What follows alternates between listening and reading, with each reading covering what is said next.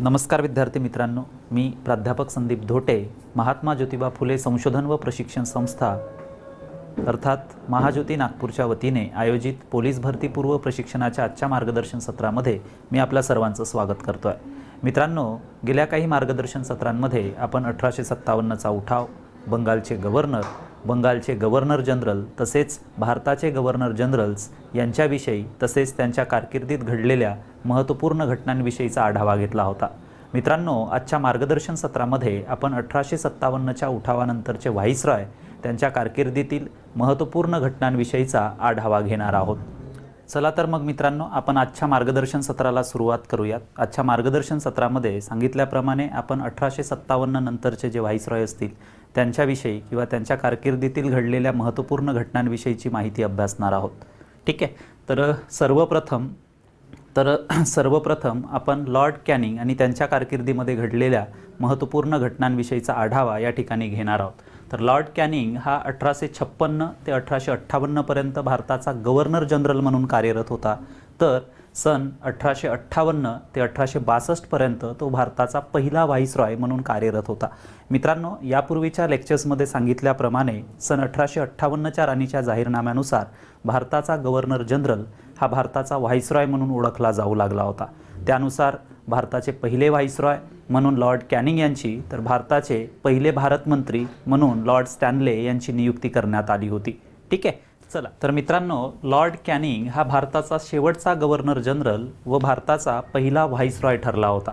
ठीक आहे. तर लॉर्ड कॅनिंगच्या कारकिर्दीतील काही महत्त्वपूर्ण घटनांविषयीचा आढावा आपण या ठिकाणी घेण्याचा प्रयत्न करणार आहोत. सर्वप्रथम बघा, सन 1857मध्ये लॉर्ड कॅनिंगच्याच कारकिर्दीमध्ये मुंबई, मद्रास आणि कलकत्ता येथे विद्यापीठांची स्थापना करण्यात आली होती. मित्रांनो, मागील मार्गदर्शन सत्रामध्ये आपण वुड्सचा खलिता 1854 आपण अभ्यासलेला होता, ज्यामध्ये अर्ल ऑफ ॲबरडीनच्या संमिश्र मंत्रिमंडळामध्ये नियंत्रण मंडळाचा अध्यक्ष असलेल्या सर चार्ल्स वूड याने आपल्या खलित्यामध्ये मुंबई, मद्रास आणि कलकत्ता या ठिकाणी विद्यापीठे स्थापन करण्याची शिफारस केली होती. मात्र प्रत्यक्षामध्ये पहा, लॉर्ड कॅनिंगच्या कारकिर्दीमध्ये म्हणजेच सन 1857मध्ये मुंबई, मद्रास आणि कलकत्ता येथे विद्यापीठांची स्थापना करण्यात आली होती. ठीक आहे. चला त्यात आपण की नंतर बघा, ICS परीक्षा ह्या ज्या असतील त्या भारतामध्ये घेण्यास सुरुवात झाली होती. मित्रांनो, या ठिकाणी आपल्याला एक गोष्ट लक्षात ठेवायची आहे, ती म्हणजे अशी की भारतातील जी उच्चाधिकार पदे असतील ती उच्चाधिकार पदे भरण्यासाठी इंग्लंडमध्ये ICS परीक्षांचं किंवा सनदी सेवा परीक्षांचं आयोजन करण्यात यावं अशा पद्धतीची शिफारस ही सन 1853च्या चार्टर ॲक्टमध्ये करण्यात आली होती. आता 1853च्या चार्टर ॲक्टमध्ये करण्यात आलेली ही जी तरतूद असेल, ही तरतूद प्रत्यक्षात जर म्हणू आपण तर 1855मध्ये प्रत्यक्षात उतरली असं सुद्धा आपल्याला या ठिकाणी म्हणता येईल. ठीक आहे. कारण खऱ्या अर्थाने भारतामधील उच्चाधिकार पदे भरण्यासाठी ज्या सनदी सेवा परीक्षांचं आयोजन करण्यात आलं होतं, ती पहिली सनदी सेवा परीक्षा ही सन 1855मध्ये पारित झाली होती. ठीक आहे. आता सनदी सेवा परीक्षांच्या बाबतीमध्ये किंवा ICS परीक्षांच्या बाबतीमध्ये जर सांगायचं झालं तर एक गोष्ट मित्रांनो आपल्याला या ठिकाणी लक्षात ठेवायचं आहे की भारतातील उच्चाधिकार पदे भरण्यासाठी इंग्लंडमध्ये या ICS सेवा परीक्षांचं आयोजन करण्यात येत होतं.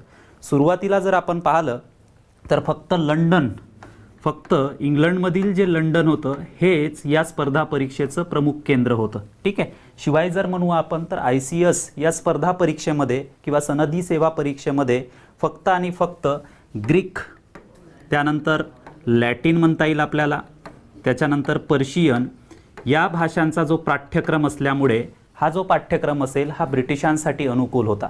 शिवाय जर आपण पाहिलं तर ही परीक्षा उत्तीर्ण केल्यानंतर त्या प्रत्येक उमेदवाराला 1 वर्ष जो असेल हा 1 वर्ष इंग्लंडमध्ये प्रोबेशन पिरियडमध्ये, म्हणजे ज्याला आपण अप्रेंटिसशिप असं म्हणतो, तिथे राहावं लागत होतं. ठीक आहे. तर त्यामुळे या सनदी सेवा परीक्षा उत्तीर्ण करण्याचं जे प्रमाण म्हणता येईल आपल्याला, ते प्रमाण भारतीयांचं खूपच कमी होतं. ठीक आहे. आता एक गोष्ट समजा जर या ठिकाणी आपण विचारात घेतली तर अशा पद्धतीने पाठ्यक्रम हा ब्रिटिशांसाठी अनुकूल असल्यामुळे, शिवाय ही परीक्षा उत्तीर्ण केल्यानंतरही इंग्लंडमध्ये 1 वर्ष प्रोबेशन पिरियड किंवा अप्रेंटिसशिपमध्ये राहत असल्यामुळे यामध्ये आपल्याला भारतीय विद्यार्थ्यांचं जे प्रमाण असेल ते प्रमाण आपल्याला कमी दिसत होतं. ठीक आहे. आता सुरुवातीला समजा जर आपण पाहिलं तर ही परीक्षा देण्यासाठी जी कमाल वयोमर्यादा होती ही कमाल वयोमर्यादा 23 वर्ष इतकी निश्चित करण्यात आली होती. मात्र वेळेनुसार या कमाल वयोमर्यादेमध्ये बदल करण्यात आला होता. जसं पहा या ठिकाणी सन 1860 मध्ये ही कमाल वयोमर्यादा जी असेल ती वयोमर्यादा 22 वर्ष इतकी करण्यात आली होती. ठीक आहे. तर 1866 मध्ये ही कमाल वयोमर्यादा किती तर 21 वर्ष करण्यात आली होती. ठीक आहे. पुढे लॉर्ड लिटन हा भारताचा व्हाईसरॉय बनला होता आणि या लॉर्ड लिटनने आपल्या कारकिर्दीमध्ये statutory Indian civil services act नावाचा जो कायदा आहे तो कायदा पारित करून या ICS सनदी सेवा परीक्षा देण्याची कमाल वयोमर्यादा ही 21 वरून किती वर्ष केली होती 19 वर्ष केली होती. ठीक आहे मित्रांनो, विचार करा की वयाची 19वे जे वर्ष असेल त्या वर्षामध्ये विद्यार्थ्याला काय समजत असेल. ठीक आहे. किंवा विद्यार्थी जो असेल कमाल वयोमर्यादा ICS सनदी सेवा परीक्षांची निश्चित केल्यामुळे ठीक आहे वयाच्या 19व्या वर्षी इंग्लंडमध्ये जाऊन ही परीक्षा देणे त्या विद्यार्थ्यांसाठी किती कठीण होत असेल याची कल्पना आपल्याला या ठिकाणी येईल. ठीक आहे. नंतर मात्र लॉर्ड लिटनच्या कारकिर्दीनंतर ज्यावेळी भारतातील सर्वात लोकप्रिय व्हाईसरॉय म्हणून ज्याला ओळखलं जातं तो म्हणजे लॉर्ड रिपन याने मात्र ही जी ICSची कमाल वयोमर्यादा आहे जी लॉर्ड लिटनने Indian statutory civil services act 1879 हा कायदा पारित करून कितीवरून किती केली होती तर 21 वर्षावरून कमाल वयोमर्यादा ही किती केली होती 19 वर्ष केली होती. ही पूर्ववत लॉर्ड रिपनने किती केली होती तर 21 वर्ष केली होती. म्हणजे लॉर्ड रिपनच्या कारकिर्दीमध्ये ICS सनदी सेवा परीक्षा देण्याची कमाल वयोमर्यादा ही पूर्ववत किती करण्यात आली तर 21 वर्ष करण्यात आली. ही गोष्ट सुद्धा आपल्याला या ठिकाणी लक्षात ठेवणं गरजेचं आहे. दुसरीकडे समजा जर आपण पाहिलं तर अशा पद्धतीचे कठीण प्रसंग या ICS सनदी सेवा परीक्षांच्या संदर्भामध्ये जरी असले तरी मात्र कित्येक भारतीय विद्यार्थ्यांनी ही ICS सनदी सेवा परीक्षा उत्तीर्ण करण्याचे प्रयत्न केले होते. त्यानुसार जर आपण पाहिलं तर पहिले जे भारतीय व्यक्ती होते ज्यांनी ही ICSची सनदी सेवा परीक्षा पास केली होते त्यांचं नाव होतं सत्येंद्रनाथ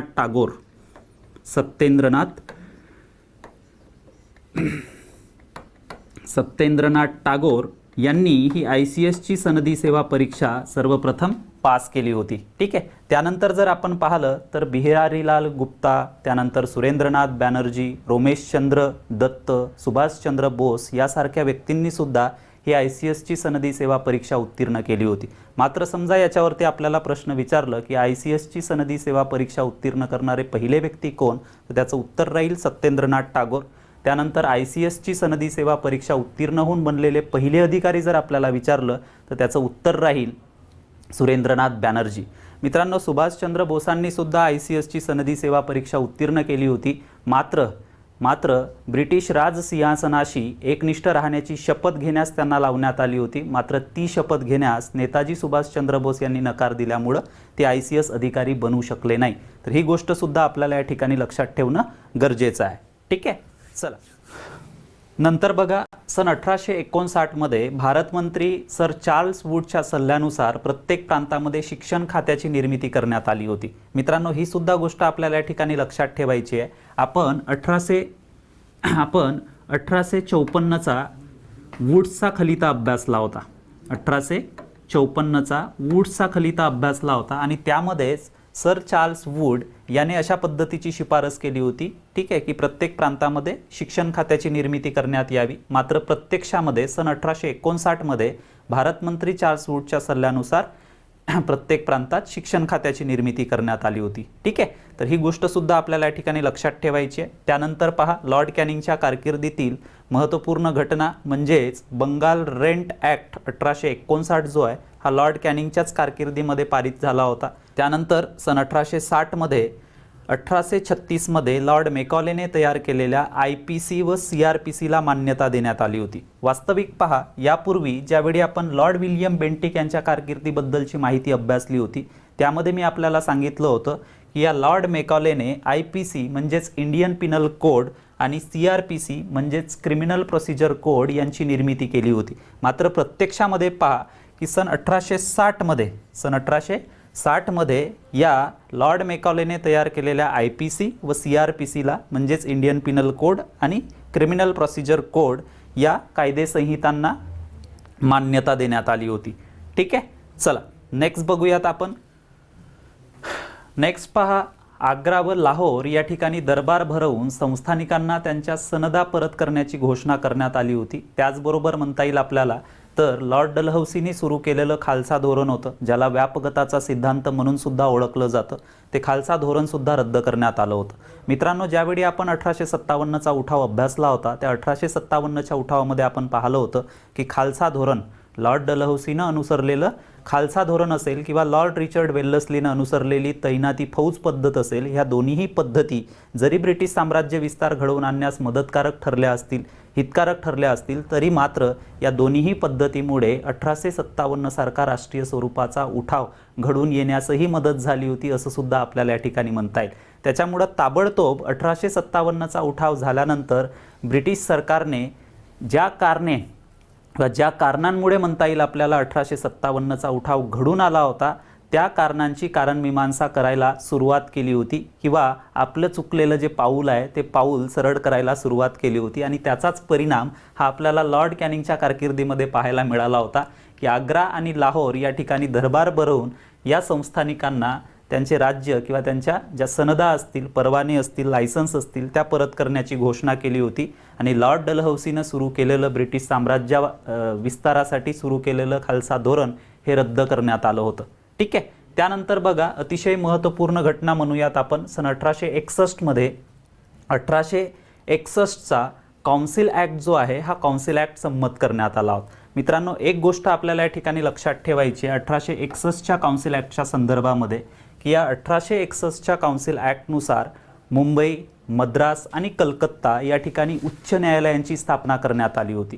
दुसरी गोष्ट मित्रांनो, एक गोष्ट परत या कायद्याच्या संदर्भामध्ये जर आपल्याला लक्षात ठेवायची असेल तर भारतामध्ये जे शाही कायदेमंडळ म्हणतो आपण, ठीक आहे, तर ते शाही कायदेमंडळ या 1861च्याच काउन्सिल ॲक्टमुळं अस्तित्वात आलं होतं. ठीक आहे, त्याच्यामध्ये समजा जर आपण पाहिलं तर 6 ते 12 इतके सदस्य असलेलं केंद्रीय कार्यकारी मंडळ आणि 4 ते 8 इतके सदस्य असलेलं प्रांतिक कायदेमंडळ, अशा पद्धतीची कायदेमंडळे जी आहेत ती कायदेमंडळे या 1861च्या काउन्सिल ॲक्टनुसार अस्तित्वात आली होती. ठीक आहे, लॉर्ड कॅनिंग यांच्या कारकिर्दीमध्ये कलकत्ता अहमदाबाद या लोहमार्गाची सुद्धा सुरुवात करण्यात आली होती. ठीक आहे, ज्यावेळी आपण लॉर्ड डलहौसीचा कार्यकाळ अभ्यासला होता त्यामध्ये आपण 1853मध्ये लॉर्ड डलहौसीच्याच कार्यकाळामध्ये ठाणे ते बोरीबंदर मुंबई, ठीक आहे, या मार्गावरती भारतातील पहिली रेल्वे सेवा जी आहे ती सुरू करण्यात आली होती.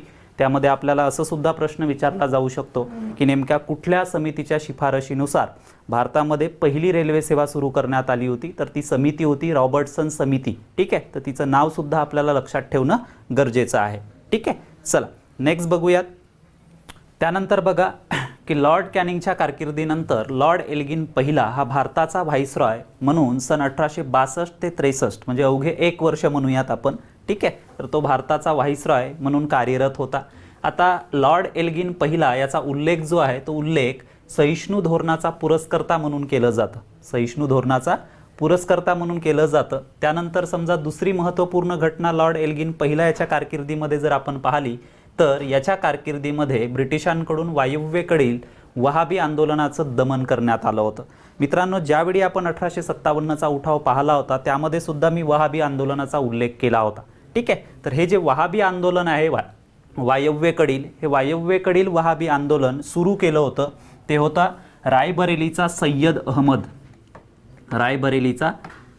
अहमद यांनी हे आंदोलन सुरू केलं होतं. ठीक आहे, आता हा जो रायबरेलीचा सय्यद अहमद असेल याच्यावरती अरबस्थानचा अब्दुल वहाब आणि दिल्लीचा जो एक संत होता प्रसिद्ध शहावली उल्ला, ठीक आहे, यांचा प्रभाव होता. तर औरंगजेबाप्रमाणेच भारतासारख्या काफिरांच्या देशाला, ज्याला दार उल हर्ब असं म्हटलं जातं, तर भारतासारख्या काफिरांच्या देशाला म्हणजेच दार उल हर्ब इस्लाम देश बनविणे म्हणजेच दार उल इस्लाम बनविणे हा उद्देश या वहाबी आंदोलनाचा होता.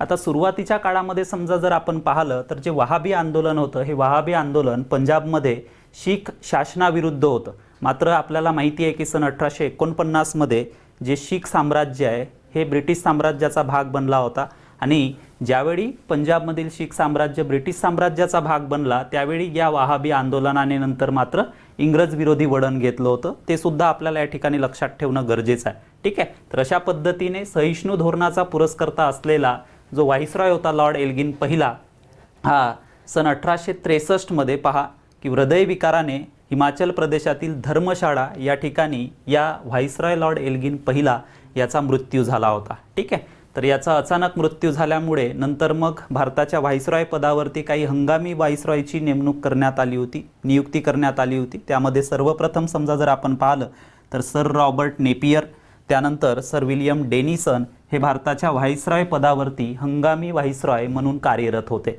ठीक आहे. चला त्यानंतर बघा सर जॉन लॉरेन्स हा भारताचा व्हाईसरॉय म्हणून सन 1863 ते 1869 पर्यंत कार्यरत होता. आता सर जॉन लॉरेन्स यांच्या कारकिर्दीतील काही महत्त्वपूर्ण घटनांविषयीचा आढावा आपण आजच्या मार्गदर्शन सत्रामध्ये घेऊयात. ठीक आहे. तर जसं आपण पाहिलं की वेगवेगळ्या व्हाईसरॉयच्या कारकिर्दीमध्ये काही महत्त्वपूर्ण घटना घडलेल्या होत्या, तशाच पद्धतीने सर जॉन लॉरेन्स यांच्या कारकिर्दीतील महत्त्वपूर्ण घटनांचा आढावा घेत असताना पंजाब अवध या ठिकाणी टेनन्सी ॲक्ट जे असतील ते पारित करण्यात आले होते. आता टेनन्सी ॲक्ट समजा जर आपण या ठिकाणी उल्लेख केला तर त्याचा मराठीमध्ये जर सांगायचं झालं तर त्याला कूड कायदा असं संबोधलं जातं. ठीक आहे. त्यानंतर बघा की सर जॉन लॉरेन्स यांच्याच कारकिर्दीमध्ये सन 1866 मध्ये ओरिसा या ठिकाणी दुष्काळ पडलेला होता. ठीक आहे. तर ही सुद्धा गोष्ट आपल्याला लक्षात ठेवायची आहे. त्यानंतर जर आपण पाहिलं तर इंग्रजांना भूटानशी युद्ध करावं लागलं, म्हणजेच सर जॉन लॉरेन्स यांच्या कारकिर्दीमध्ये इंग्रज भूटान युद्धसुद्धा पार पडलं होतं. त्यानंतर सन 1868 मध्ये बघा की सर जॉर्ज कॅम्पबेलच्या अध्यक्षतेखाली दुष्काळ आयोगाची स्थापना करण्यात आली होती.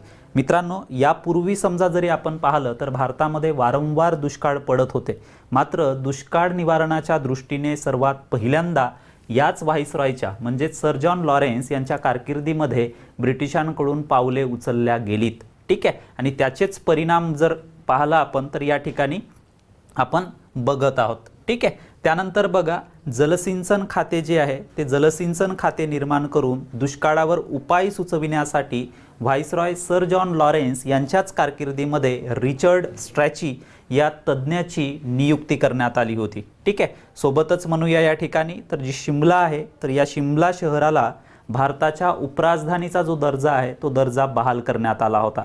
मित्रांनो, एक गोष्ट आपल्याला या ठिकाणी लक्षात ठेवणं गरजेचं आहे की जे ब्रिटिश असतील हे ब्रिटिश मूळचे इंग्लंडचे होते आणि इंग्लंडचं जे हवामान आहे ते थंड स्वरूपाचं असल्यामुळं, ठीक आहे, आणि उलट भारतातलं जे हवामान जर आपण पाहिलं तर उष्ण व दमट स्वरूपाचं असल्यामुळं नेहमीच ब्रिटिशांना या शिमला, जे की भारतातील एक थंड हवेचं ठिकाण म्हणून प्रसिद्ध होतं, शिमला येथील शहराचं जे हवामान आहे ते हवामान थंड आणि दमट स्वरूपाचं असल्यामुळं नेहमीच ब्रिटिशांसाठी ते एक आकर्षणाचं केंद्र राहिलं होतं आणि म्हणूनच उन्हाळ्याच्या दिवसांमध्ये जे ब्रिटिश असतील किंवा इंग्रज असतील ते या शिमला शहरामधून वास्तव्य करण्याचं नेहमीच नियोजन करत होते आणि याच संपूर्ण गोष्टींचा विचार करून शिमला या शहराला, ठीक आहे, भारताच्या उपराजधानीचा दर्जा बहाल करण्यात आला होता, जेणेकरून मे आणि जून या भर उन्हाळ्याच्या दिवसांमध्ये ब्रिटिश या ठिकाणी जाऊन स्वतःचं कार्यालयीन कामकाज जे असेल ते पार पाडण्याचं काम करायचे. ठीक आहे. चला नेक्स्ट पाहूयात. चला त्यानंतर बघूयात लॉर्ड मेयो हा भारताचा व्हाईसरॉय म्हणून सन 1869 ते 72 पर्यंत कार्यरत होता. मित्रांनो, व्हाईसरॉय लॉर्ड मेयोला आर्थिक विकेंद्रीकरणाचा जनक म्हणून ओळखलं जातं. ठीक आहे. आता आर्थिक विकेंद्रीकरणाचा जनक म्हणून यासाठी त्याला ओळखलं जातं कारण आत्तापर्यंत आपण पाहिले की वेगवेगळे भारतामध्ये ब्रिटिश प्रांत अस्तित्वात होते आणि या प्रत्येक ब्रिटिश प्रांतांवरती गव्हर्नरांची नियुक्ती केली जात होती. ठीक आहे. आणि हे प्रांतातील जे गव्हर्नर्स असतील हे प्रांतातील गव्हर्नर्स बंगालचा गव्हर्नर जनरल किंवा भारताचा जो गव्हर्नर जनरल असेल, ज्याला पुढे भारताचा व्हाईसरॉय म्हणून ओळखल्या जाऊ लागलं होतं, तर यांच्या आर्थिक मदतीवरती अवलंबून राहावं लागत होतं. ठीक आहे. आणि म्हणूनच लॉर्ड मेयोने ही नवीन यंत्रणा सुरू करण्याचा प्रयत्न केला होता आणि म्हणूनच या प्रांतांना आर्थिक बाबतीतले जे अधिकार असतील ते अधिकार बहाल करून त्यांच्यामध्ये स्वयंपूर्णता आणण्याचा प्रयत्न केला होता. याच सर्व कारणांमुळे लॉर्ड मेयो याला आर्थिक विकेंद्रीकरणाचा जनक म्हणून ओळखलं जातं. ठीक आहे. तर व्हाईसरॉय लॉर्ड मेयोच्या कारकिर्दीमध्ये बघा सन 1869 मध्ये सुएझ कालवा, जो भूमध्य समुद्र व तांबडा समुद्र या दोघांच्या दरम्यान आहे, ठीक आहे, इजिप्त या देशामध्ये, तर या इजिप्तमधील भूमध्य समुद्र व तांबडा समुद्र यांच्या दरम्यान सुएझ कालव्याची जी सुरुवात आहे ही सुरुवात या लॉर्ड मेयोच्याच कारकिर्दीमध्ये झाली होती. ठीक आहे. त्यानंतर बघा 1870 मध्ये जसं मी आपल्याला सांगितलं की यांनी आर्थिक विकेंद्रीकरणाचं विधेयक पास करून प्रांतांना स्वायत्तता बहाल केली होती. ठीक आहे. म्हणजे आता प्रांतातील गव्हर्नरांना फक्त आणि फक्त भारताच्या व्हाईसरॉयच्या आर्थिक मदतीवरती अवलंबून राहावं लागत नव्हतं. स्वतःची जी आर्थिक संसाधने म्हणता येईल आपल्याला किंवा स्वतःच्या प्रांतातील उत्पन्नाची साधने, ठीक आहे, यांच्यासाठी प्रांतातील गव्हर्नरांना निश्चित करून देण्यात आली होती. त्यानंतर अतिशय महत्त्वपूर्ण घटना मित्रांनो आगामी पोलीस भरती लेखी परीक्षेच्या दृष्टिकोनातून, कारण 2021 या वर्षामध्ये भारताची जनगणना जी आहे ती जनगणना होणार आहे आणि त्या दृष्टीने जर आपण पाहिलं तर आपल्याला एक प्रश्नसुद्धा विचारला जाऊ शकतो जनगणनेचा आधार घेऊन. तर लॉर्ड मेयोच्याच कारकिर्दीमध्ये सन 1872 मध्ये भारतामध्ये पहिली जनगणना जी आहे ती पहिली जनगणना पार पडली होती. ठीक आहे. त्यानंतर मग लॉर्ड मेयोच्या कारकिर्दीनंतर ज्यावेळी भारताच्या व्हाईसरॉयपदी लॉर्ड रिपन हा आला तर लॉर्ड रिपनच्या कारकिर्दीपासून म्हणजेच सन 1881 पासून भारतामध्ये नियमितपणे जनगणना सुरू झाली होती. ठीक आहे. तर त्या दृष्टीने मित्रांनो आपल्याला ही जी गोष्ट असेल ही गोष्ट या ठिकाणी लक्षात ठेवणं गरजेचं आहे. ठीक आहे. मात्र लॉर्ड मेयोने आपल्या कारकिर्दीमध्ये अतिशय चांगली कामे करून दाखवली असली तरी मात्र अंदमानच्या भेटीवर असताना शेर अली या पठाणाने या लॉर्ड मेयोचा खून घडवून आणला होता आणि म्हणूनच लॉर्ड मेयो हा खून होऊन मृत्यू पावणारा भारताचा पहिला व्हाईसरॉय म्हणून ओळखला जातो. ही सुद्धा गोष्ट आपल्याला या ठिकाणी लक्षात ठेवायची आहे. ठीक आहे. कारण येणाऱ्या आगामी लेखी परीक्षेमध्ये आपल्याला प्रश्न कशा पद्धतीने विचारला जाईल याचा नेम नाही, तर त्याच्यामुळं लॉर्ड मेयो हा खून होऊन मृत्यू पावणारा पहिला आणि एकमेव व्हाईसरॉय होता हे सुद्धा आपल्याला या ठिकाणी लक्षात ठेवणं गरजेचं आहे. ठीक आहे. चला नेक्स्ट बघूयात आपण. त्यानंतर पहा लॉर्ड मेयोच्या कारकिर्दीनंतर लॉर्ड नॉर्थब्रुक हा भारताचा व्हाईसरॉय म्हणून सन 1872 ते 76 दरम्यान कार्यरत होता. याच्या कारकिर्दीमध्ये बघा सन 1872 मध्ये नागरी विवाह कायदा जो आहे हा नागरी विवाह कायदा संमत करण्यात आला होता. ठीक आहे. आता या नागरी विवाह कायद्यानुसार विवाहाचे जे वय असेल, मुलगा असेल तर त्याचं विवाहाचं वय 18 वर्ष इतकं निश्चित करण्यात आलं होतं आणि मुलीचं जे वय आहे ते 14 वर्ष इतकं निश्चित करण्यात आलं होतं. मात्र ब्रिटिश सरकारने व्हाईसरॉय लॉर्ड नॉर्थब्रुक यांच्या कारकिर्दीमध्ये जरी नागरी विवाह कायदा जरी संमत केला असला तरी मात्र हा कायदा भारतीय संप्रदायांना लागू करण्यात आला नाही. आता यामागचं एकमेव कारण आपल्याला या ठिकाणी हे सांगता येईल. आपण पाहिलं होतं की 1857चा उठाव का घडून आला होता, कारण ब्रिटिशांनी सन 1829 मध्ये जे आहे सतीप्रथा बंदीचा कायदा केला. त्यानंतर जर आपण पाहिलं तर लॉर्ड डलहौसीच्या कार्यकाळामध्ये सन 1856 मध्ये विधवा पुनर्विवाहाचा कायदा पारित केला होता. तर या भारतीयांच्या सामाजिक प्रथांमध्ये पूर्वीपारपासून चालत आलेल्या सामाजिक प्रथांमध्ये ब्रिटिशांनी हस्तक्षेप केल्यामुळे कुठे ना कुठे 1857च्या उठावामध्ये भारतीयांचा रोष हा ब्रिटिशांना ओढवून घ्यावा लागला होता आणि म्हणूनच 1857च्या उठावानंतर ब्रिटिश सरकारने जाणीवपूर्वक भारतीयांच्या कुठल्याही सामाजिक गोष्टींमध्ये जोपर्यंत भारतीय समाजातील सुधारक मागणी करत नाही तोपर्यंत भारतीयांच्या सामाजिक गोष्टीमध्ये हस्तक्षेपाचं धोरण स्वीकारलं होतं आणि म्हणूनच ज्यावेळी ब्रिटिश सरकारने लॉर्ड नॉर्थब्रुकच्या कारकिर्दीमध्ये हा कायदा पारित केला जाणीवपूर्वक ब्रिटिशांनी हा कायदा भारतीय संप्रदायांना लागू केला नाही. ही गोष्ट सुद्धा आपल्याला या ठिकाणी लक्षात ठेवणं गरजेचं आहे. ठीक आहे. चला नेक्स्ट पाहूयात आपण. त्यानंतर बघा सन 1873 मध्ये व्हाईसरॉय लॉर्ड नॉर्थब्रुक यांच्या कारकिर्दीमध्ये बिहारमध्ये दुष्काळ पडला. ठीक आहे. त्यानंतर सन 1875 मध्ये प्रिन्स ऑफ वेल्सची भारत भेट होती. मित्रांनो प्रिन्स ऑफ वेल्सची भारत भेट म्हटल्यानंतर बऱ्याचशा विद्यार्थ्यांना अनेक गैरसमज सुद्धा होऊ शकतात, तर या ठिकाणी लक्षात ठेवायचं आहे मित्रांनो. ठीक आहे की ग्रेट ब्रिटन ब्रिटिश जे असतील ते कुठले मूळ रहिवासी होते असा प्रश्न समजा जर आपल्याला विचारण्यात आला, ठीक आहे, तर आपण सरळ सरळ त्याचं उत्तर जे आहे ते उत्तर एका शब्दात देतो ते म्हणजे ग्रेट ब्रिटन. मात्र हा जो ग्रेट ब्रिटन असेल हा ग्रेट ब्रिटन ठीक आहे इंग्लंड त्याच्यानंतर स्कॉटलँड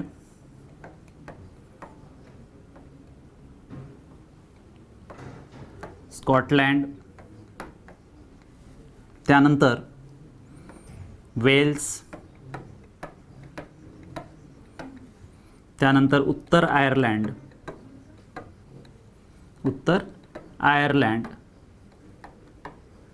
ठीक आहे, हे भूभाग मिळून बनलेला आहे. म्हणजे या भूभागाला एकत्रितपणे काय तर ग्रेट ब्रिटन या नावाने ओळखलं जातं. ठीक आहे. तर अशा परिस्थितीमध्ये पहा आपण जे पाहिलं आहे वेल्स, तर या प्रिन्स ऑफ वेल्सने भारताला भेट दिली होती. कोणाच्या कारकिर्दीमध्ये तर व्हाईसरॉय लॉर्ड नॉर्थब्रुकच्या कारकिर्दीमध्ये. ठीक आहे. त्यानंतर बघा अलीगडच्या मुहामेडन अँग्लो ओरिएंटल कॉलेजच्या स्थापनेमध्ये व्हाईसरॉय लॉर्ड नॉर्थब्रुक याने 10,000 रुपयांची आर्थिक मदत देऊ केली होती. ठीक आहे. आता या मोहामेडन अँग्लो ओरिएंटल कॉलेजच्या संदर्भामध्ये समजा जर आपण माहिती पाहिली तर मित्रांनो एक गोष्ट लक्षात ठेवायची आहे की या मोहामेडन अँग्लो ओरिएंटल कॉलेजची जी स्थापना आहे ती स्थापना झाली होती 1875 मध्ये. ठीक आहे.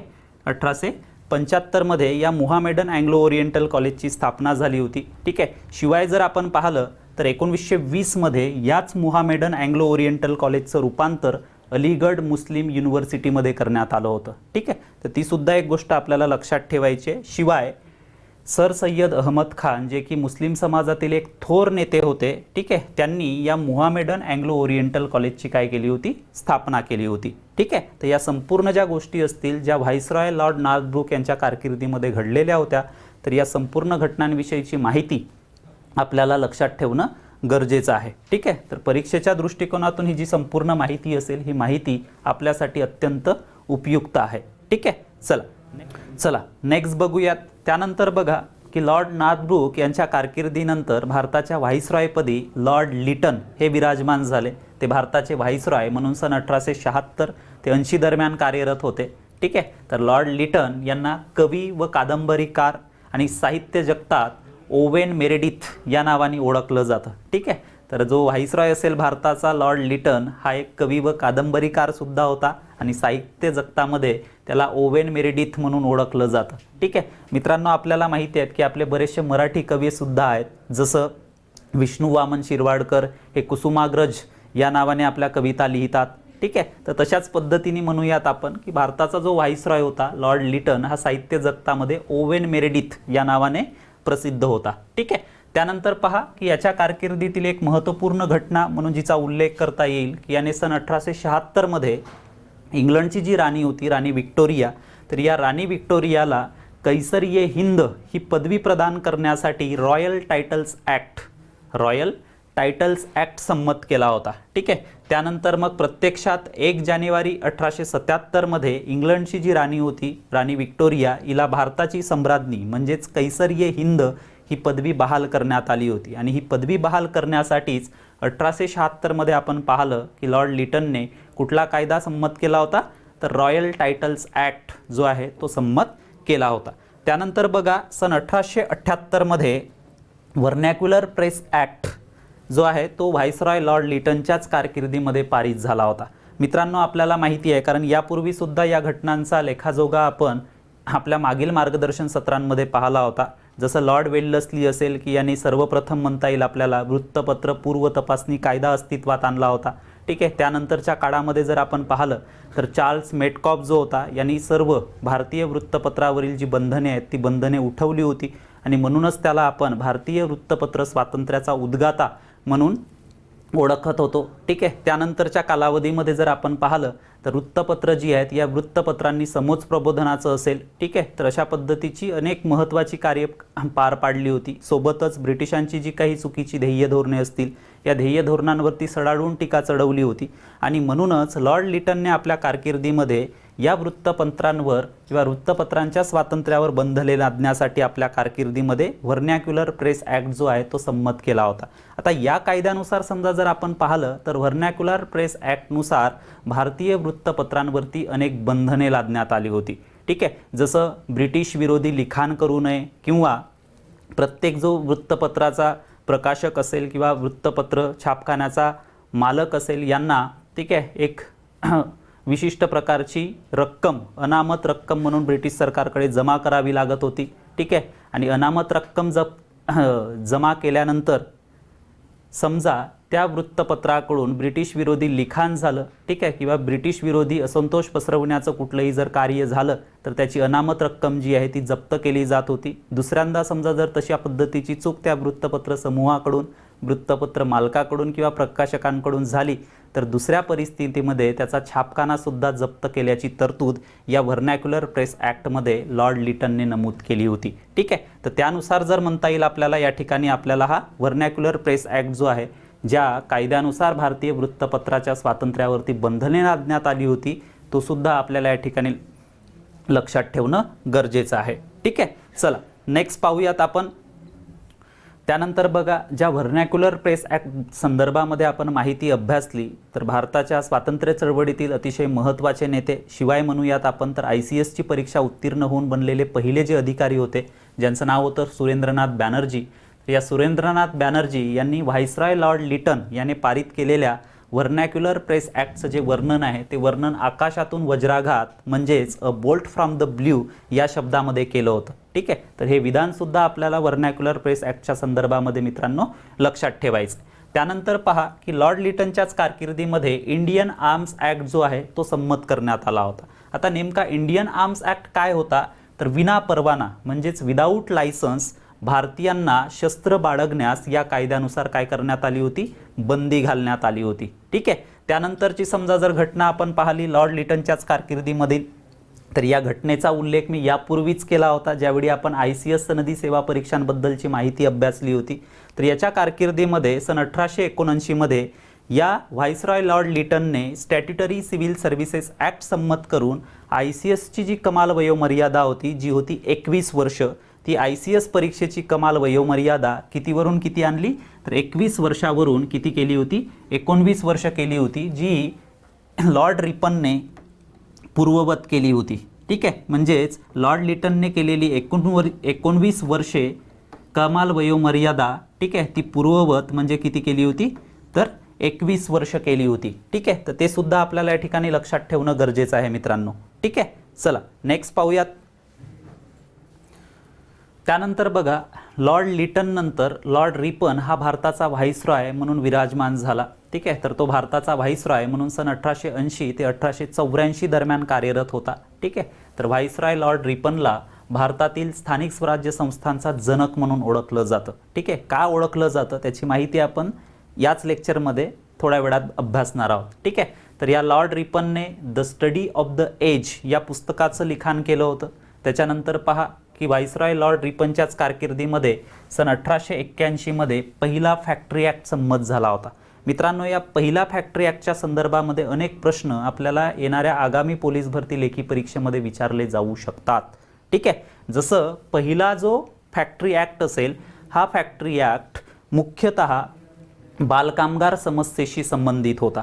ठीक आहे, दुसरी गोष्ट जर आपण पाहिली तर 7 ते 12 वर्षे वयोगटातील जे बालक असतील, ठीक आहे, या बालकांचे जे कामाचे तास आहेत, हे कामाचे तास या पहिल्या फॅक्टरी ॲक्टनुसार किती करण्यात आले होते तर 9 तास इतके करण्यात आले होते. ठीक आहे, त्यासोबतच 7 ते 12 वर्षे वयोगटातील या बालकांना महिन्यातून 4 दिवस सुट्ट्या देण्याची तरतूदसुद्धा या पहिल्या फॅक्टरी ॲक्टमध्ये करण्यात आली होती.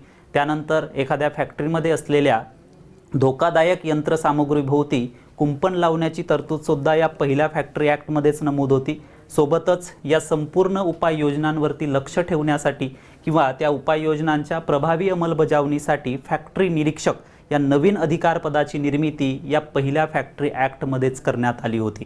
ठीक आहे, तर अशा पद्धतीने हा जो पहिला फॅक्टरी ॲक्ट असेल हा लॉर्ड रिपनच्या कारकिर्दीमध्ये सन 1881 मध्ये पारित करण्यात आला होता. ठीक आहे, चला नेक्स्ट पाहूयात आपण. त्यानंतर पहा, व्हाईसरॉय लॉर्ड रिपन यांच्याच कारकिर्दीमध्ये म्हैसूर, बडोदा या राज्यांची पुनर्स्थापना करण्यात आली होती. ठीक आहे, त्यानंतर लॉर्ड लिटनने सुरू केलेला जो व्हर्नॅक्युलर प्रेस ॲक्ट होता, व्हर्नॅक्युलर प्रेस ॲक्टमधल्या विविध वेगळ्या आणि अन्यायकारक तरतुदींचा आढावा आपण नुकताच घेतला आहे. ठीक आहे, तर अशा पद्धतीचा लॉर्ड लिटनने सुरू केलेला जो व्हर्नॅक्युलर प्रेस ॲक्ट असेल, त्यानंतर आलेल्या व्हाईसरॉय लॉर्ड रिपनने हा कायदा सन 1882 मध्ये काय केला होता, रद्दबातल करून टाकला होता. सोबतच भारतातील जी शिक्षण व्यवस्था आहे ती शिक्षण व्यवस्था सुधारण्यासाठी, ठीक आहे, शिक्षणासंबंधी हंटर कमिशनची जी नियुक्ती आहे ही नियुक्ती लॉर्ड रिपन यांच्याच कारकिर्दीमध्ये झाली होती. ठीक आहे, तर जो 1854चा सर चार्ल्स वुड्स यांचा जो वुड्सचा खलिता होता, तर या वुड्सच्या खलित्याचं परीक्षण आणि त्याच्या प्रभावी अंमलबजावणीसाठी उपाय सुचविणे हे या हंटर कमिशनचं काय होतं, कार्य होतं, तर ही सुद्धा गोष्ट आपल्याला या ठिकाणी लक्षात ठेवायची आहे. ठीक आहे. वारंवार वेगवेगळ्या परीक्षांमध्ये आपल्याला हंटर कमिशनची नियुक्ती जी आहे ती कोणत्या व्हाईसरॉयच्या कारकिर्दीमध्ये झाली असा प्रश्न विचारला जातो. तर समजा असा प्रश्न जर आपल्याला येणाऱ्या आगामी पोलीस भरती लेखी परीक्षेमध्ये विचारण्यात आला तर मित्रांनो लक्षात ठेवायचं आहे व्हाईसरॉय लॉर्ड रिपन यांच्या कारकिर्दीमध्येच हंटर कमिशनची ठीक आहे काय करण्यात आली होती, नियुक्ती करण्यात आली होती. ठीक आहे. चला नेक्स्ट पाहूयात आपण.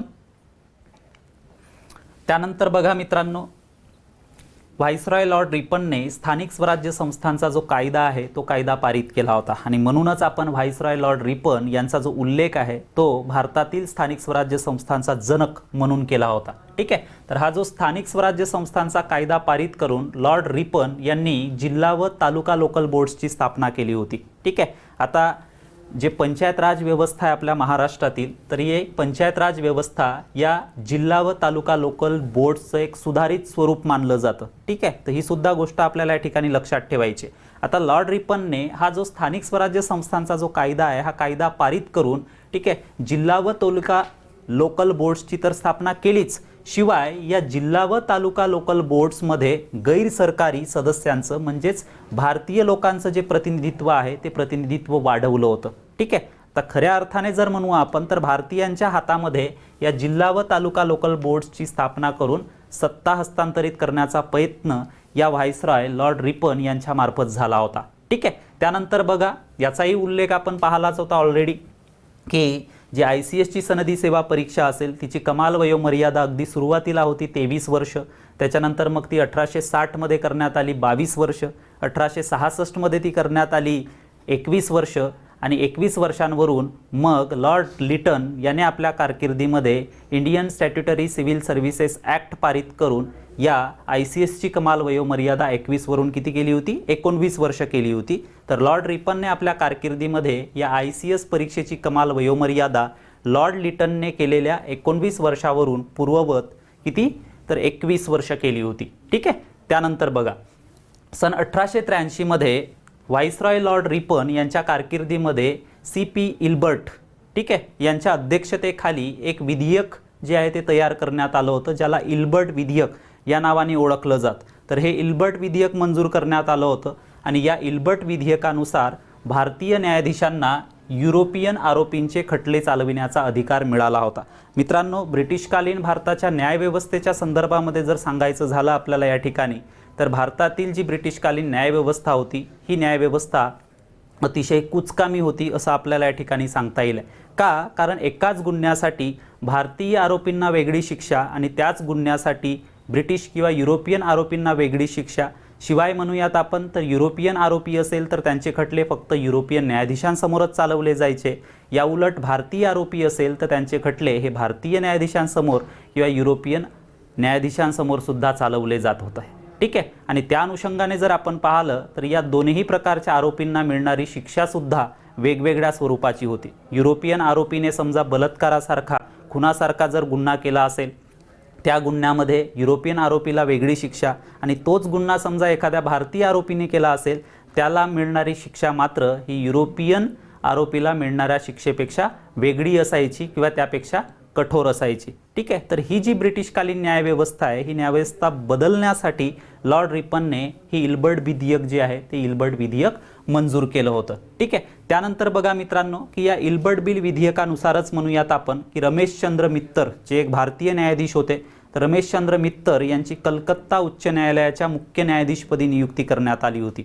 मात्र या इल्बर्ट विधेयकामुळे इतका गदारोळ निर्माण झाला की व्हाईसरॉय लॉर्ड रिपनच्या विरोधामध्ये लंडनमध्ये जोरदार प्रदर्शने व्हायला सुरुवात झाली होती. ठीक आहे. तर या इल्बर्ट बिल विधेयकाच्या विरोधामध्ये निर्माण झालेला जो गदारोळ आहे या गदारोळामुळेच पुढे व्हाईसरॉय लॉर्ड रिपन यांनी आपल्या व्हाईसरॉय पदाचा राजीनामा सुद्धा दिला होता. ठीक आहे. तर ह्या संपूर्ण ज्या घटना असतील मित्रांनो व्हाईसरॉय लॉर्ड रिपन यांच्या कारकिर्दीमधील, कारण लॉर्ड रिपन जे असतील हे लॉर्ड रिपन भारतातील अतिशय लोकप्रिय असे व्हाईसरॉय ठरले होते आणि म्हणूनच वेगवेगळे जे विचारवंत असतील, भारतीय स्वातंत्र्य चळवळीतील अनेक नेते असतील यांनी या व्हाईसरॉय लॉर्ड रिपन यांच्याबद्दल गौरवोद्गार काढलेत.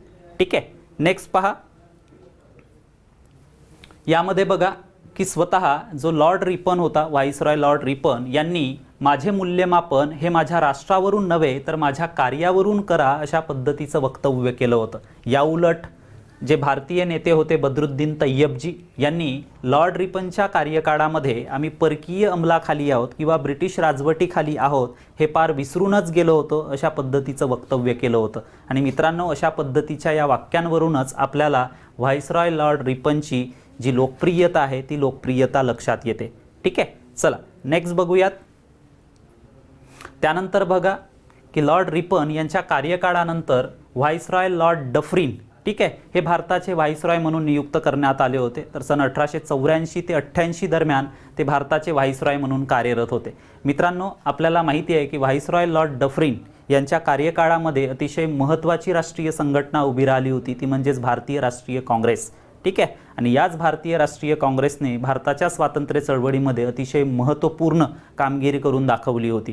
ठीक आहे, तर व्हाईसरॉय लॉर्ड डफरीन यांच्या कार्यकाळातील काही महत्त्वपूर्ण घटनांचा समजा जर आढावा घेतला तर त्या घटनांमधली अगदी पहिली घटना आपल्याला या ठिकाणी सांगता येईल की व्हाईसरॉय लॉर्ड डफरीन यांच्या कार्यकाळामध्ये सन 1885 मध्ये बंगाल कुळ कायदा जो आहे हा बंगाल कुळ कायदा संमत करण्यात आला होता. त्यानंतर बघा 28 डिसेंबर 1885 रोजी राष्ट्रीय सभेची स्थापना सुद्धा व्हाईसरॉय लॉर्ड डफरीन यांच्याच कार्यकाळामध्ये झाली. राष्ट्रीय सभा म्हणजेच भारतीय राष्ट्रीय काँग्रेस. ठीक आहे, तर 28 डिसेंबर 1885 रोजी भारतीय राष्ट्रीय काँग्रेस किंवा राष्ट्रसभेची स्थापना करण्यात आली होती.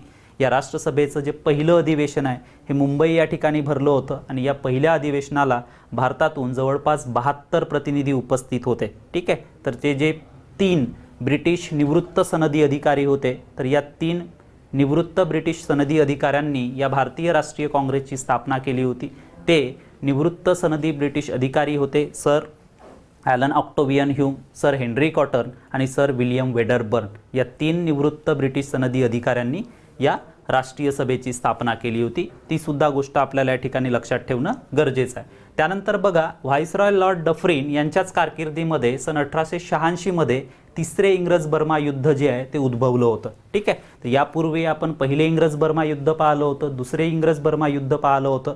ठीक आहे, तर या व्हाईसरॉय लॉर्ड डफरीन यांच्या कार्यकाळामध्ये तिसरे इंग्रज बर्मा युद्ध उद्भवलं होतं. ती सुद्धा गोष्ट आपल्याला या ठिकाणी लक्षात ठेवणं गरजेचं आहे. त्यानंतर पहा व्हाईसरॉय लॉर्ड डफरीन यांच्याच कार्यकाळामध्ये चार्ल्स अचिसनच्या अध्यक्षतेखाली UPSCची स्थापना करण्यात आली होती. भारतातील जी उच्चाधिकार पदे आहेत किंवा जे सनदी नोकर आहेत या सनदी नोकरांची भरती करण्यासाठी या UPSCची स्थापना करण्यात आली होती. त्याचबरोबर पहा 1887 मध्ये व्हाईसरॉय लॉर्ड डफरीन यांच्याच कार्यकाळामध्ये पंजाब कुळ कायदा संमत करण्यात आला होता आणि पंजाब कुळ कायदा संमत करून कुळांवर होणारे जे अत्याचार असतील जमीनदारांकडून, ठीक आहे, किंवा मजुरांवर होणारे जे अत्याचार असतील ते थांबवण्याचा प्रयत्न व्हाईसरॉय लॉर्ड डफरीन यांनी केला होता.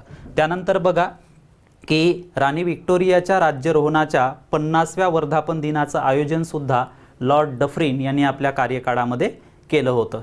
ठीक आहे, चला नेक्स्ट पाहूयात आपण. त्यानंतर बघा इम्पिरियल सर्व्हिस ट्रूप्स योजनेअंतर्गत जे संस्थानिक असतील भारतातील, ठीक आहे, तर ब्रिटिशकालीन भारतातील या संस्थानिकांना स्वतःचे जे सैनिक होते ते सैनिक वापरण्यास किंवा ते ठेवण्यास संमती बहाल करण्यात आली होती.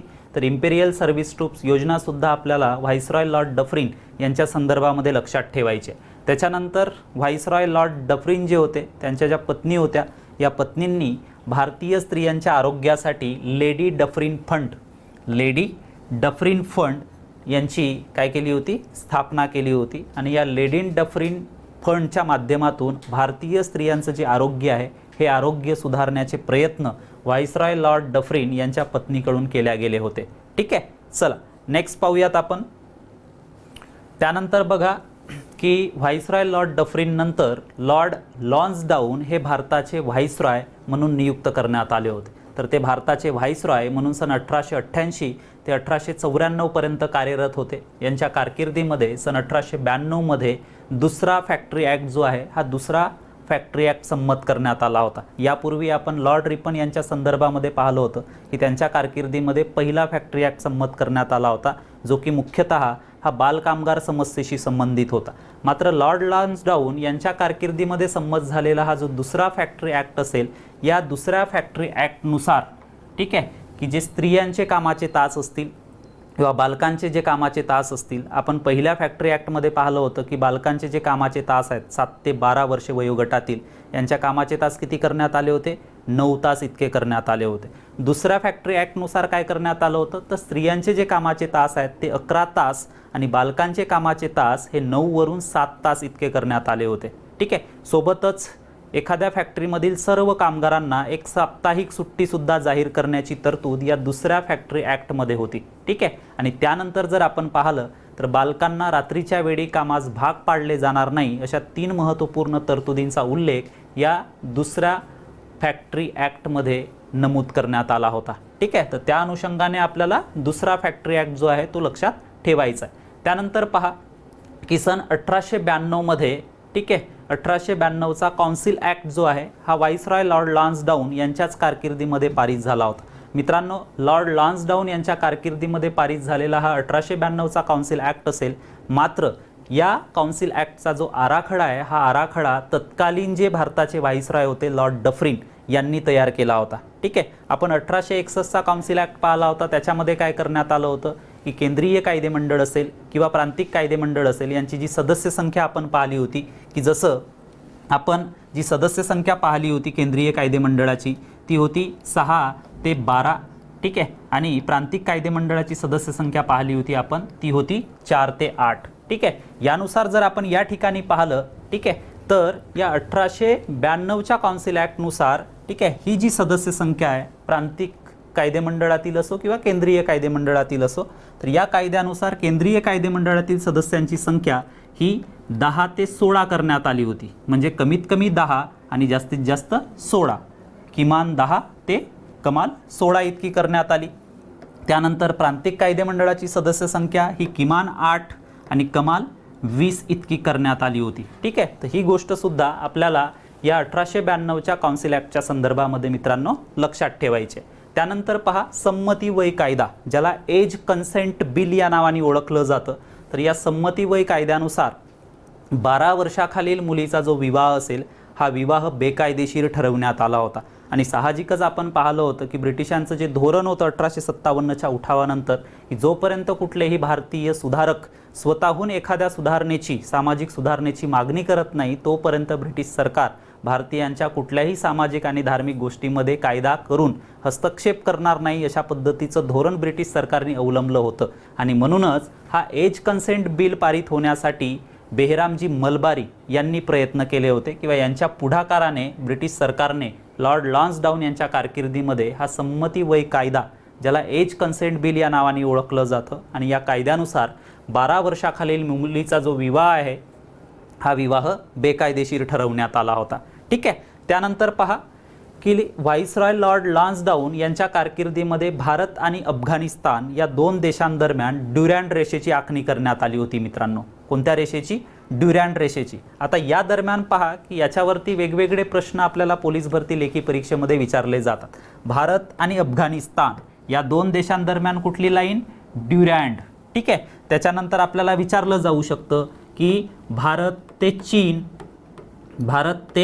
चीन यांच्या दरम्यान जी आहे ती कोणती लाईन आहे? तर त्यांच्या दरम्यान आहे मॅकमोहन लाईन किंवा ज्याला मॅकमोहन रेषा असं म्हटलं जातं. ठीक आहे. सोबतच भारत आणि पाकिस्तान या 2 देशांदरम्यान कुठली लाईन आहे किंवा कुठली नियंत्रण रेषा आहे किंवा त्या नियंत्रण रेषेला कुठलं नाव देण्यात आलं आहे? तर ती नियंत्रण रेषा आहे रेड क्लिफ. ठीक आहे. शिवाय गोंधळाची परिस्थिती आपल्याला परीक्षेमध्ये निर्माण करण्यासाठी जाणीवपूर्वक आपल्याला असाही प्रश्न विचारला जाऊ शकतो की भारत आणि बांगलादेश यांच्या दरम्यान कुठली नियंत्रण रेषा आहे? तर मित्रांनो, गोंधळून टाकायची परिस्थिती जी आहे ती परिस्थिती जरी आपल्याला विचारण्यात आली परीक्षेमध्ये, मात्र एक गोष्ट आपल्याला या ठिकाणी लक्षात ठेवायचं आहे की आत्ताचा जो बांगलादेश आहे हा बांगलादेश पूर्वी पाकिस्तानचा भाग होता. आणि त्याच्यामुळेच जर आपल्याला प्रश्न विचारला भारत आणि बांगलादेश यांच्या दरम्यान कुठली नियंत्रण रेषा अस्तित्वात आहे, तर त्याचं उत्तरसुद्धा काय राहील? रेड क्लिफ हेच राहील. ठीक आहे. तर त्याच्यामुळं भारत आणि अफगाणिस्तान यांच्या दरम्यान ड्युरँड, भारत आणि चीन यांच्या दरम्यान मॅकमोहन, आणि भारत आणि पाकिस्तान तसेच भारत आणि बांगलादेश यांच्या दरम्यान रेड क्लिफ ही नियंत्रण रेषा अस्तित्वात आहे. ठीक आहे. त्यानंतर पहा की लॉर्ड लिटनने सन 1879मध्ये आपल्या कार्यकाळामध्ये स्टॅट्युटरी सिव्हिल सर्व्हिसेस ॲक्ट जो पारित केला होता 1879मध्ये, तर हा कायदा व्हाईसरॉय लॉर्ड लॉन्सडाऊन यांच्या कारकिर्दीमध्ये ही पद्धत, लिटनने अनुसरलेली ही जी पद्धत होती, ही पद्धत पूर्णतः बंद करण्यात आली होती. ठीक आहे, चला नेक्स्ट बघूयात आपण. त्यानंतर बघा, व्हाईसरॉय लॉर्ड लॉन्सडाऊन यांच्या कारकिर्दीनंतर भारताच्या व्हाईसरॉयपदी लॉर्ड एल्गिन दुसरा यांची नियुक्ती करण्यात आली होती. तर लॉर्ड एल्गिन दुसरा हे भारताचे व्हाईसरॉय म्हणून सन 1894 ते 1899 पर्यंत कार्यरत होते. ठीक आहे, तर व्हाईसरॉय लॉर्ड एल्गिन दुसरा यांच्या कारकिर्दीमध्ये 1896 ते 97 या दरम्यान महाराष्ट्रामध्ये प्लेगची साथ पसरली होती.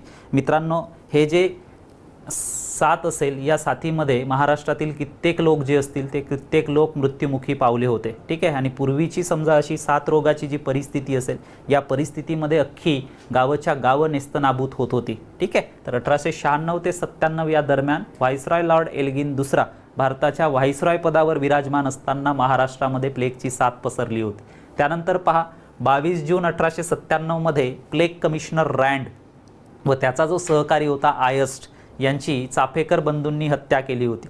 मित्रांनो, आता या घटनेच्या संदर्भामध्ये जर आपल्याला सांगायचं झालं तर प्लेग निवारणाच्या दृष्टीने ज्यावेळी पुण्यामध्ये या प्लेगच्या साथीचा प्रादुर्भाव वाढायला सुरुवात झाली होती, ठीक आहे, तर ब्रिटिश सरकारकडून या प्लेग निवारणाच्या दृष्टीने पावले उचलण्यासाठी प्लेग प्रतिबंधक अधिकारी जो होता रँड याची नियुक्ती करण्यात आली होती. तर प्लेग कमिशनर रँड यांनी प्लेग निवारणाच्या नावाखाली पुण्यातील जनतेवरती अनन्वित प्रकारचे अन्याय आणि अत्याचार सुरू केले होते आणि म्हणूनच त्याचा सूड म्हणून चाफेकर बंधूंनी या प्लेग कमिशनर रँड आणि त्याचा जो सहकारी होता आयस्ट याची हत्या घडवून आणली होती. ठीक आहे, तर हे 3 चाफेकर बंधू आपल्याला परीक्षेमध्ये विचारला जाण्याचा दाट संभव आहे. तर हे 3 चाफेकर बंधू होते वासुदेव, दामोदर आणि बाळकृष्ण.